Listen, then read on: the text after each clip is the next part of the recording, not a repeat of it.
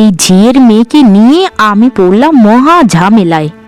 গতকাল রাত থেকেই বলে আসছি যে ছাগলগুলোকে নিয়ে একটু সকাল সকাল মাঠে যাস। কাজল, এই কাজল, কোথায় গেলি রে হতচ্ছাড়ি? রাতে না তোকে বলেছিলাম ছাগলগুলোকে তাড়াতাড়ি মাঠে নিয়ে যাস ঘাস খাওয়ানোর জন্য?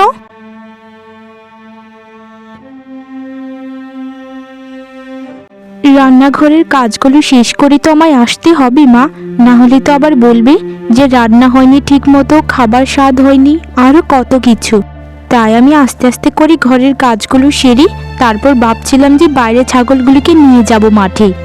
এই রঙের কথাগুলো না আমায় বলবি না, বুঝেছিস? মাটাকে তো খেয়েছিস সে জন্মের সময়, এখন আমার মাথাটা তুই খেতে বসেছিস। জানি না জীবনে কি পাপ করেছি যার জন্য এরকম একটা কালী মেয়ের সাথে এক ছাদের নিচে বসবাস করতে হচ্ছে। সবই আমার পোড়া কপাল। যা যা, এখন যা বলছি।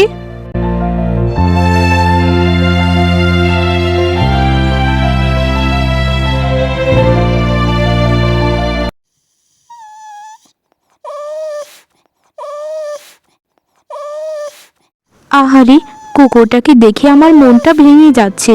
এত অসহায় লাগছে তার মুখখানি। আমার মনে হচ্ছে ওর অনেক খিদে পেয়েছে। ইস, আমি এখন কি করব? ও, একটা বুদ্ধি পেয়েছি। সকালে যে মা আমাকে বাসি রুটিগুলো দিয়েছিল খাওয়ার জন্য, ওগুলো না হয় একেই দিয়ে দিই। তুই একটু দাঁড়া, আমি এক্ষুনি আমার রুটিগুলো এনে তোকে দিচ্ছি। তারপর খেয়ে দিয়ে এখান থেকে চলে যাস, কেমন? এই নে রুটিগুলো ধর। আহারে, কত তৃপ্তি সহকারে খাচ্ছে, মনে হচ্ছে সে অনেক দিন ধরে কিচ্ছুটি খায়নি। এসব কি হচ্ছেটা কি ঝিয়ের মেয়ে? তুই আমার ঘরের খাবার কুকুর বেড়ালকে খাওয়াচ্ছিস? তোর সাহস তো কম নয়। যেরকম তোকে ঈশ্বর রূপটা দিয়েছে না, সেরকম কর্মকাণ্ডগুলো করিস না। তোর কি লাজ লজ্জা বলতে কিচ্ছু নেই? দুদিন পর যে তোর বিয়ে, সে বিয়ের আগ পর্যন্ত তুই কিচ্ছু খাবার পাবি না। মা, কুকুরটা অনেক ক্ষুধার্ত ছিল, এরকম আচরণ করছিল যে কিছু যদি না খেতে দিতাম তাহলে সে এখানেই বোধহয় মারা যেত। তাই তাকে দেখে আমার খুবই মায়া হলো, তাই আমার খাবারটাকে দিয়ে দিলাম। এত অপরাধটা কোথায় মা? আমি মানুষ হিসেবে খারাপ হলেও এতটাও তো খারাপ হতে পারবো না যে একটা প্রাণীকে চোখের সামনে জল জ্যান্ত মরে যেতে দেখব। ওরে আমার এসেছে রে মায়ার সাগর, দয়া মায়ার পাহাড়। এতই যখন তোদের দয়া মায়া, তাহলে ঈশ্বর তোদেরকে কেন রে সাহায্য করে না? তোর মাটাকে সেই ছোটবেলায় কেন খেয়ে নিল? এসব দয়া মায়া আমাদেরকে দেখিয়ে কোনো লাভ নেই, বুঝেছিস? নিজেরা খেতে পাস না, আবার অন্যের উপর দয়া দেখাস। আমার যতই কষ্ট আসুক মা, তবে আমি কোনো দিন হাল ছাড়িনি, কারণ ঈশ্বর তাদের প্রিয় পাত্রীদেরকে সবসময় বোধহয় একটু কষ্টই দিয়ে থাকেন। আমি জানি আমার শেষটা অবশ্যই সুন্দর হবে। তোর তো শেষটা সুন্দর হতেই হবে, কারণ মোটা যৌতুক দিয়ে তোকে বিয়ে দিচ্ছি তো। স্বামী ভালো না বাসলেও তোকে ভালোবাসতেই যে হবে, মোটা অঙ্কের যৌতুক বলে কথা। তবে আমি এর পক্ষে ছিলাম না, আমি চাইছিলাম তুই যেন জি হয়ে বাড়িতে থাকিস।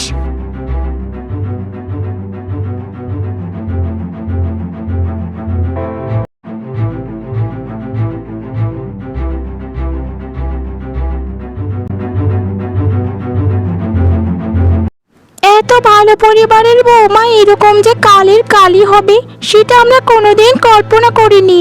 কি গো বকুলের বউ, এসব কি দেখছি আমি? তোমার দেবর না এই গ্রামের সব থেকে সুদর্শন ছেলে ছিল, তা তোমার দেবরের যে এত খারাপ পছন্দ সেটা আমি আগে জানতাম না। এই মেয়েকে বিয়ে করে আনলে তো কোন মুখে শুনি? ছি ছি ছি ছি ছি, ঘরের ভেতর তো তাকে ঠিক মতো দেখাই যাচ্ছে না। আমি সব কথা বলতে পারবো না গো। আমার দেবর কাকে পছন্দ করবে, কি দেখে পছন্দ করবে, সেটা তার ব্যাপার। আমি আমার স্বামীকে নিয়ে অনেক আগেই আলাদা হয়ে গেছি।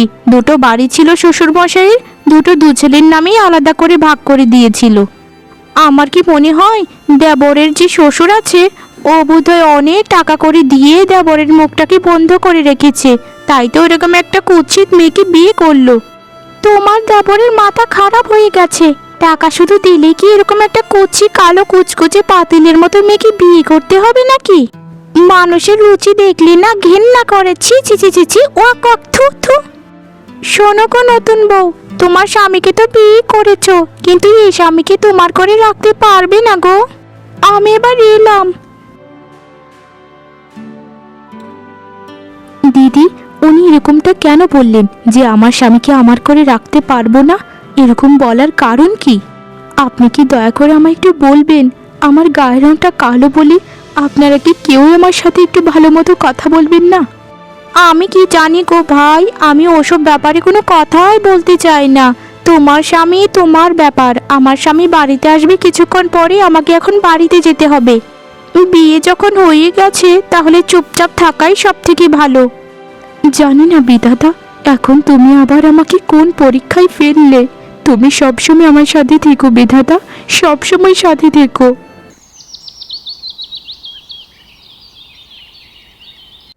রতন দাদা, ও রতন দাদা, এদিকে এসো তো একটু, তোমার সাথে কথা আছে। কি হলো পল্লবী, এরকম চিল্লাপাল্লা করছো কেন তুমি? কি হয়েছে বলো তো? আমি কি তোমাদের জন্য কাজও করতে পারবো না নাকি? এ নিয়ে আমাকে 10টা মহিলা ডাকাডাকি করলো। ডাকবেই তো গো দাদা, ডাকবেই। কারণ যে কাণ্ড ঘটিয়েছো, সে কাণ্ডের জন্য পাড়াগায় মুখ দেখাও কি করে শুনি তো? আমার বোনের ব্যাপারে যে তোমায় বলেছিলাম, সে তো কত সুন্দরী ছিল, পাড়াগায়ের মধ্যে 1 নম্বরই সুন্দরী। তাকে তো বিয়ে করলি না। কি বলতে চাচ্ছ তুমি সেটা খোলসা করে বলো। আমার এসব ফালতু বেচাল ভালো লাগছে না। তোমার বোনকে কেন বিয়ে করব? জানো না তোমার বোনের চরিত্র কেমন, কতটা নিম্নমানের চরিত্র? তোমার মা বাবার সাথে কি আচরণ করে? সে যদি আমার সংসারে আসে আমাকে তো জ্বালিয়ে পুড়িয়ে মেরেই ফেলবে। তোমার বোনকে বিয়ে করার থেকে না সারা জীবন কুমার থাকা ভালো। আমার বোনের চরিত্র যদি এতই খারাপ থাকতো, তাহলে দিনে 100টা করে পাত্রপক্ষ তাকে দেখতে আসতো না, বুঝেছো? এই গ্রামে, এই জগতে, সব জায়গাতেই সৌন্দর্যের সবসময় জয় জয়কার, বুঝেছো?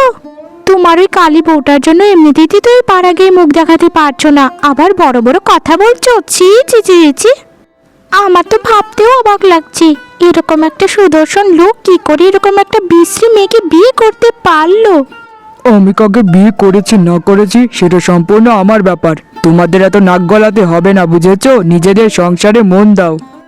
আমি কালী বউ বিয়ে করেছি নাকি কুকুর বেড়াল বিয়ে করেছি সেটা আমি দেখে নেব। তোমরা তোমাদের মতো থাকো, আর আমি এখন বিবাহিত, আমাকে বিয়ের কথা একদম বলবে না কেউ, বুঝেছো? তুমি যে টাকার লোভে বিয়ে করেছো সেটা কি আর আমি জানি না? আমরা সবাই জানি, আমি শুধু একা নই, পাড়া গায়ের সবাই জানে যে তুমি যৌতুকের লোভে ওই মেয়েকে বিয়ে করেছো। আচ্ছা ঠিক আছে ঠিক আছে, ওসব নিয়ে আমাদের কি?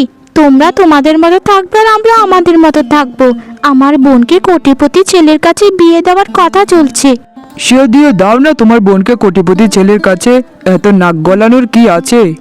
আর আমি কোটিপতিও নই আর লাখপতিও নই, আমার সাথে কোটি কোটি টাকার আলাপ করে কোনো লাভ নেই। আমি চললাম, ভালো থাকো।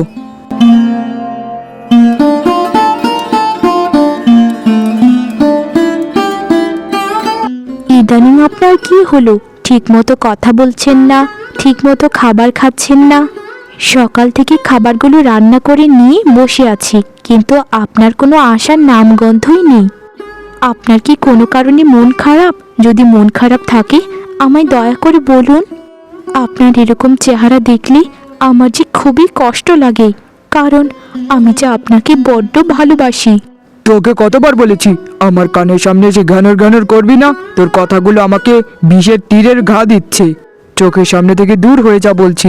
তোর হাতের খাবার আমি খেতে চাই না। আর আমি যে বাড়িতে আসবো, কি দেখে আসবো বলতো? কি আছে তোর মাঝে? এটা আপনি কেমন কথা বলছেন?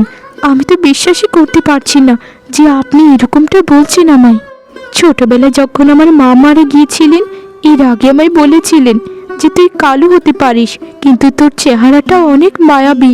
আচ্ছা, আমার গায়ের রংটা কালো বলে আমাকে কি মানুষ মনে হচ্ছে না আপনাদের? যদি আমায় এতই খারাপ দেখতে, তাহলে কেন আমায় বিয়ে করেছিলেন বলুন? কেন আমার জীবনটা নষ্ট করলেন? এর থেকে তো ভালো ছিল আপনি একটা ভালো ঘরের সুন্দরী মেয়েকে বিয়ে করতেন, তাহলে আপনার সব সমস্যার সমাধান হয়ে যেত। কেন কেন আমার সাথে এরকমটা করছেন বলুন? আপনাকে ভালোবেসে কি আমি অন্যায় করেছি? যখন তোকে বিয়ে করেছি না, তখন আমার আবেগ কাজ করেছিল, বিবেক কাজ করেনি। ভেবেছিলাম কালো হয়েছে তো কি হয়েছে, এই ঘর সংসারে তো আমি সংসার করব। কিন্তু এখন দেখা যাচ্ছে যে মানসিক শান্তির জন্য তোকে বিয়ে করেছিলাম, সেই মানসিক শান্তি আমি পাচ্ছি না। পাড়া গায়ের মানুষের কথা শুনতে শুনতে না কানগুলো আমার পচে গেছে। আমরা যদি দুদিন না খেয়ে থাকি তখন কি পাড়াগাঁয়ের কেউ এসে আমাদেরকে খাবার দিয়ে যাবে বলুন? আমাদের ভালোটা আমাদেরকে দেখতে হবে, কেউ আমাদেরকে ভালো এসে দেখাবে না। আমি জানি না পাড়াগাঁয়ের মানুষ কি মজা পাচ্ছে এতে করে। মা, ও মা, কেন আমার কপালটা এত খারাপ হলো মা? কেন কেন তুমি আমাকে জন্ম দিয়ে মরে গিয়েছিলে মা? কেন আমাকে তোমার সাথে করে কেন নিয়ে গেলে না? যখন ভূমিষ্ঠ হয়েছিলাম এই পৃথিবীতে তখনই যদি আমাকে গলা টিপে মেরে ফেলতে, তাহলে বোধহয় এরকম সবার কষ্টের কারণ হয়ে দাঁড়াতাম না আমি। কেন মা এই গায়ের রং কুচকুচে কালো নিয়ে আমি জন্মালাম? এই গায়ের রঙের জন্য আমি কেন সমাজে মুখ তুলে দাঁড়াতে পারছি না? কি আছে এই গায়ের রঙে? হে ঈশ্বর, আমাকে ধৈর্য ধরার শক্তি দিয়ে। আমি যে আর সহ্য করতে পারছি না সবার কাছ থেকে অবহেলিত হয়ে এখন নিজের স্বামীর কাছে অবহেলিত হতে হচ্ছে।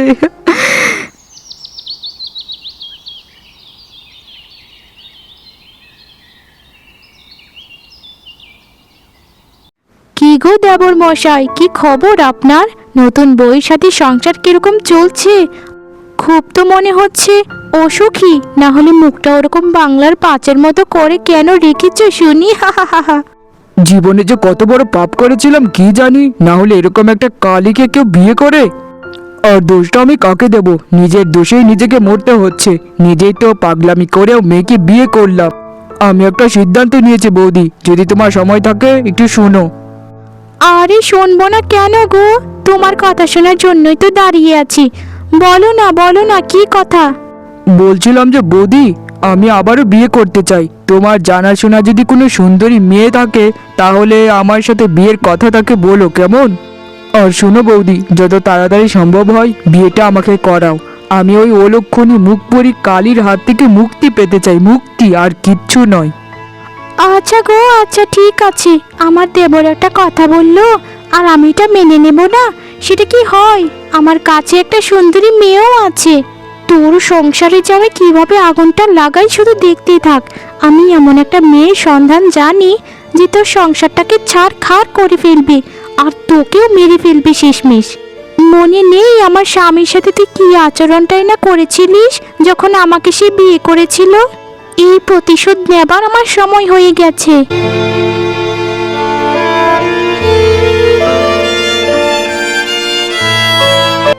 বাড়িতে যেতে ইচ্ছে করছে না, কি যে করব কিচ্ছু বুঝতে পারছি না। এই গাছতলাতেই দাঁড়িয়ে থাকবো।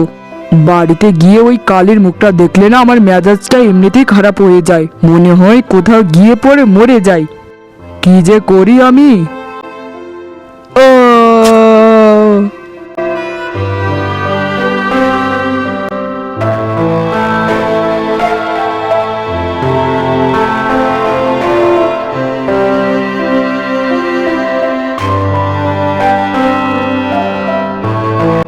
আমি এই 1 মাসে বুঝতে পেরেছি যে তুমি আমার কে।